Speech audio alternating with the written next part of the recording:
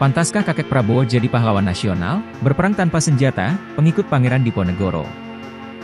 Pemerintah Kabupaten Banyumas akan mengusulkan Raden Margono Djoyo Hadikusumo sebagai pahlawan nasional. Kakek dari Presiden Prabowo Subianto ini disebut-sebut ikut andil berjuang di masa penjajahan.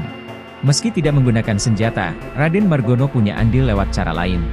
Margono adalah cucu buyut dari Raden Tumenggung Banyakwide, atau lebih dikenal dengan sebutan Panglima Banyakwide.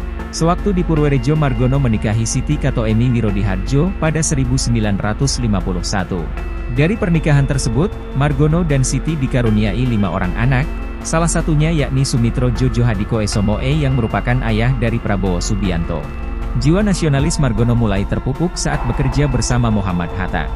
Setelah itu, Margono memutuskan untuk membantu Mangkunegara VII untuk bekerja kepada Keraton Mangkunegaran guna membentuk Departemen Perekonomian.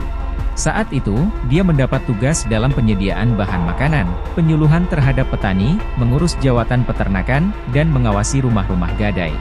Bertugas mengawasi penyediaan bahan makanan masa Jepang adalah hal yang sangat berat karena banyak hasil pertanian rakyat yang harus diserahkan kepada Jepang. Atas dasar itu, Margono kemudian memanipulasi pasukan Jepang terkait hasil pertanian agar rakyat tetap aman persediaan bahan makanannya.